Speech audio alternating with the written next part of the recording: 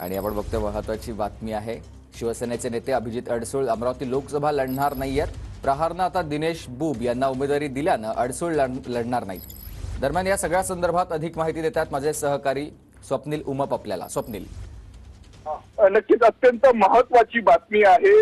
खासदार नवनीत राणांना जे आहे ते सातत्यानं अभिजित अडसूळ अभिजित अडसूळ असेल, त्यानंतर आमदार बच्चू कडू यांचा विरोध होता आणि खासदार नवनीत राणांचा पराभव करण्यासाठी कुठेतरी आम्ही सक्षम उमेदवार देऊ असं वारंवार जे आहे ते बच्चू कडू यांनी सांगितलं होतं। दुसरीकडे जे आहे ते अभिजित अडसूळ देखील अपक्ष लढण्यावर ठाम होते। त्यांनी सुरुवातीला मागणी केली होती की शिवसेनेचा हा बालेकिल्ला संपूर्ण अमरावती लोकसभा मतदारसंघ आहे, त्यामुळे शिवसेनेला या ठिकाणी उमेदवारी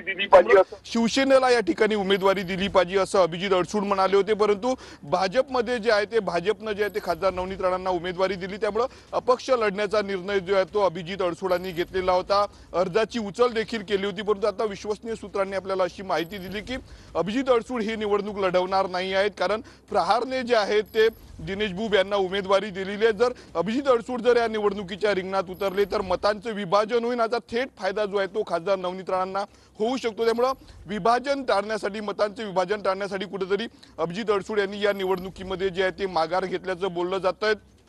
दिनेश बुब यांना जे आहे ते अभिजित अडसूळ पाठिंबा देणार असल्याची चर्चा आहे, तशी विश्वसनीय सूत्रांची माहिती आहे।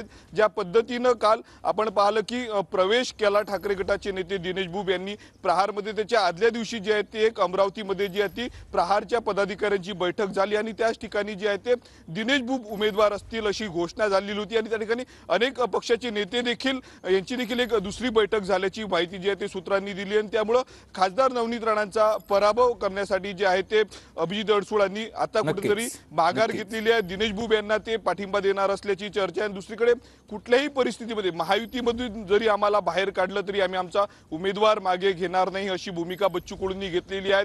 सध्या बच्चू कडू नांदेड आणि संभाजीनगरच्या दौऱ्यावर आहेत। कालच नांदेडमध्ये त्यांनी पदाधिकाऱ्यांची बैठक घेतली। आज संभाजीनगरमध्ये जे आहे ते बीड आणि परिसरातील जे काही जिल्हे आहेत मराठवाड्याच्या जिल्ह्यातील प्रमुख पदाधिकाऱ्यांची बैठक घेणार आहेत। पदाधिकाऱ्यांची एक बैठक घेण्यात आलेली आहे। सगळ्यामध्ये आता हा निर्णय घेतलेला आहे। धन्यवाद तुम्ही दिलेल्या सविस्तर माहितीसाठी।